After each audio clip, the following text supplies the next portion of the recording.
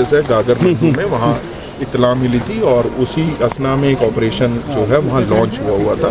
Foreign terrorist की जब movement देखी तो ऑब्जर्व करी तो वहाँ पे उस ऑब्जर्वेशन के दौरान उन्होंने जो फोर्सेस की पार्टियों पे गोलाबारी करी। तो उसी असना में जो 2 जवान शदीद तौर पे जख्मी हुए थे and since they succumbed to injuries and attained martyrdom, another Jawan was also injured. He is stable.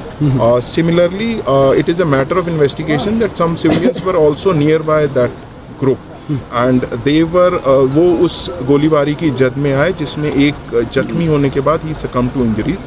Another is under medical treatment and seems to be stable at this juncture. So operation is still on, and we are also investigating as to how these civilians were there nearby that terrorist group. That too in higher and forsaken area, which is at a very higher reaches where general public does not roam around. Sir कितने मिलिटेंटों का group हो सकता है?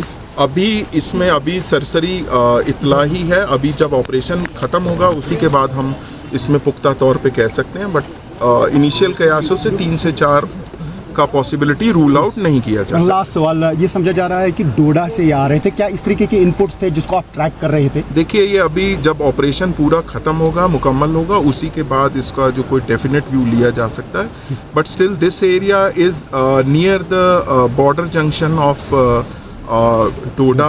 डोडा district also. And possibility can't be ruled out. We cannot rule out that possibility, but still it is not. It would be premature to say. Let this operation conclude, and we will definitely share. Total casualties कितनी है और injured कितने हैं? I've just told you that. Thank you, sir. Thank you.